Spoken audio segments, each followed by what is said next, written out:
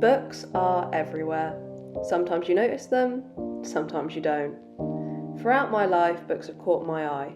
As a child, seeing the sparkling pages of a book about a fairy was immediately engraved in my brain and became something I must have. To then being a teenager and seeing a green smiling witch on a book cover and feeling compelled to pick it up. We never seem to finish our books, but we keep buying them. Why? Because of the cover. Yes, there are probably reasons such as it's New Year and you are becoming a better person for the 400th time, but most of the time we pick up that book, which is now collecting dust, because it caught our attention. In this visual essay, I would like to understand why.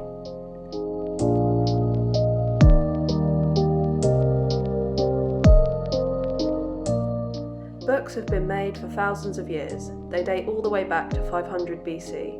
I have begun to notice how book covers have changed throughout the years and wondered if that correlates to why we judge a book by its cover. Through research, I found that book covers used to be more simple because they had to be.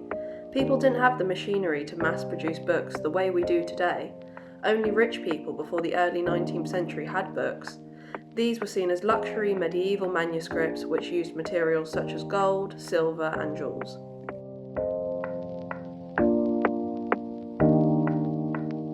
Before the Industrial Revolution, books were hand-copied by monks, which could take months or years to complete. Also, as there wasn't any paper for working-class people, they would often have to write their thoughts on scrolls made of animal skin or papyrus leaves. For hundreds of years, book bindings functioned as a protective device for the expensively printed or handmade pages. The Industrial Revolution was the transition from creating goods by hand to using machines.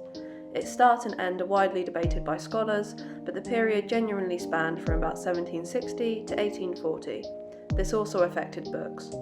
The Industrial Revolution is the reason why books initially had more design and illustration, as it was much easier to do due to the change in machinery. The change in pace was also necessary due to the competitive market. The machinery and materials available at the time in the 1820s made mechanical bookbinding and less expensive materials like paper, which began to change the way books were covered.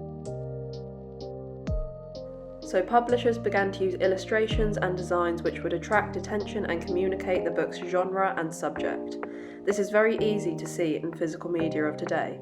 Each book design either has an illustration that tells you something about the book, or has colour/imagery which relates to the information in the book which can attract someone's eye. The use of colour in book covers had a start in America, when pocketbooks were first introduced, and to attract the attention of a reader, bright colours were used due to the small size, making them less noticeable. In conclusion, the main reason for the many beautiful book covers we have today is demand. Due to the competition of selling, book companies have to make sure they are selling as much as they can. They do this by making the book cover stand out in any way possible. You may notice that once a book has been made into a film, that book will be re-released with a new cover that has a poster of the film on. This is to try and sell more covers of the book, as, say, a movie fan may see it and pick it up. After my research and deep dive into the history of book covers, I truly believe the quote, "Never judge a book by its cover," and you should too.